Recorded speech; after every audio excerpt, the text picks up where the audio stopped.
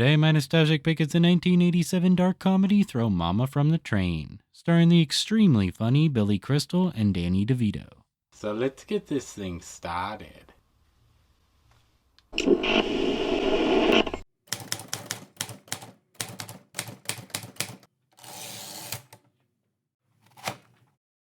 Writer's block can definitely be frustrating, and it's something we can all go through from time to time. Larry's got writer's block. Yes, for Larry, this is definitely the case. Phantom of the novel.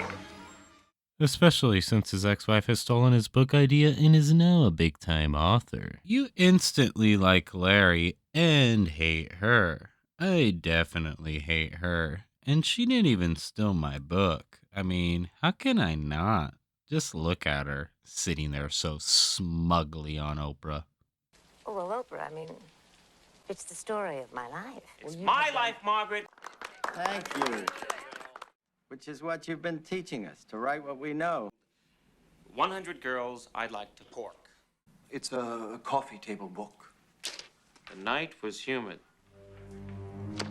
I have an enormous headache in my eye. Throw Momma from the Train is Danny DeVito's directional debut in a full-length motion picture.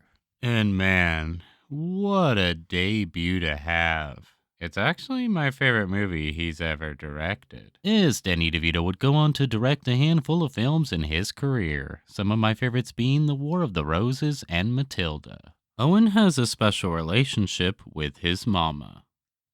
What'd you do that for? Anne Ramsey is perfect as Mama, and as a kid, I was absolutely terrified of her. She had already accomplished this once before, scaring the crap out of me in her villainous role in The Goonies. Fleshy are. Now tell me where your other little friends are. And as scary as she is in The Goonies, her role as Mama scared me even more. Who the hell are you? I'm Owen's friend. Owen doesn't have a friend. There are many things in the film that have stuck with me through the years. One of them being the crazy fantasies Owen plays out in his head of killing his mama. It's pretty dark comedy, that's for sure. You won't ever hear it again, Mama. I promise. I know now what you try to tell me, Professor Donner. Oh, good. Crisscross.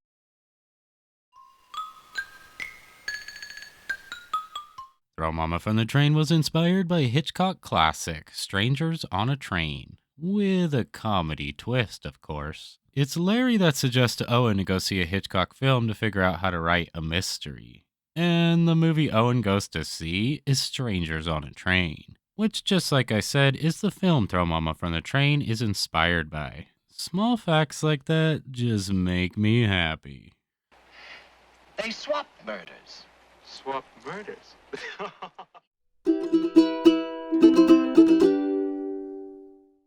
Owen decides to take a dream vacation to Hawaii. Ah, yes, Hawaii. What most consider paradise. Filled with hula dancers, fine dining, aloha t-shirts, ukuleles, and attempted murder. Wait. Attempted murder? Owen, you crazy bastard.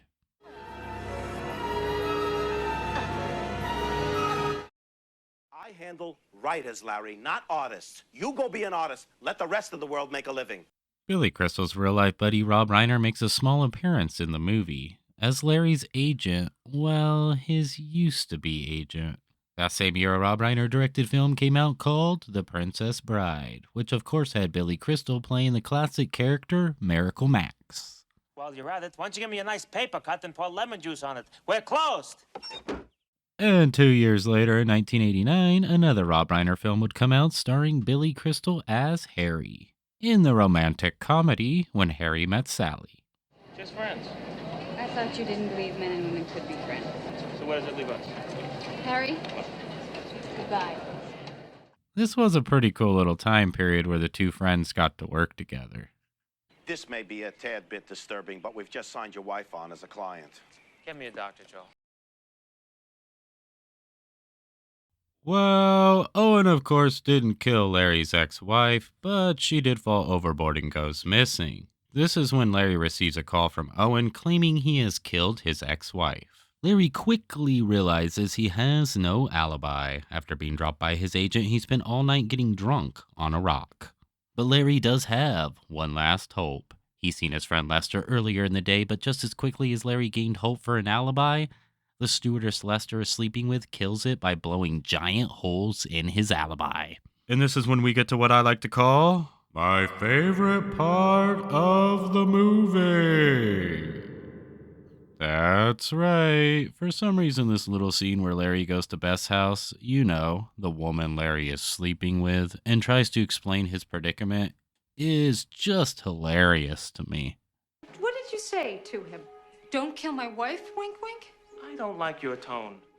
I roll laughing every time, and I literally have since I was a kid. And I watched the movie just the other day, and for the 1000th time, I caught myself laughing hysterically. I just can't help it.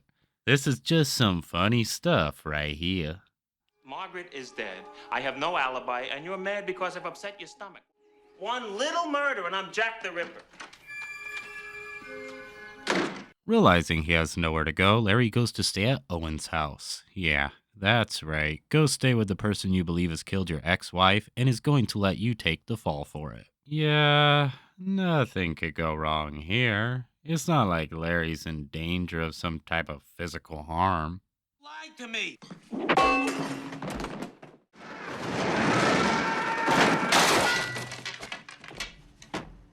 The soundtrack was done by David Newman, who has done some great music for some films that I really like, so you can say I'm a fan. And man, his musical score for Throw Momma from the Train is perfection. It really sets the mood for literally every scene. It's a big part of the movie that not a lot of people talk about, but throughout the movie, every emotion you get is supported with a fantastic musical score that's really intensifying every single one of your feelings.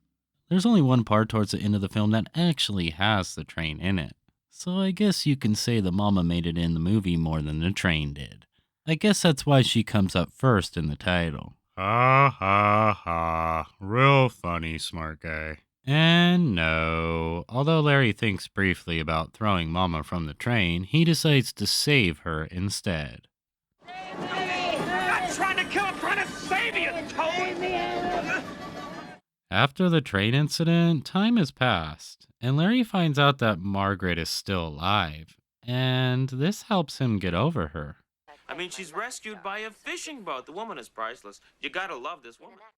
Which helps him get rid of his writer's block, and he finally finishes his book. Things couldn't be better for Larry. Nothing can damper the happiness he is feeling.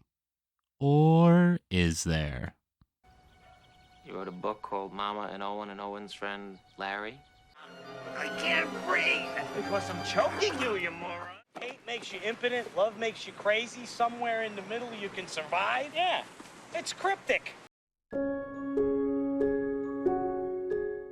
Throw Mama from the Train is a movie I have major nostalgia for. It's one of those films I've seen consistently growing up, and I loved it then, and I appreciate it and love it even more today. I feel the chemistry between Billy Crystal and Danny DeVito is top notch. It just doesn't get much better. It's an all-around fun movie that I will enjoy time and time again. You're taking criticism from somebody who had his book signing at Toys R Us.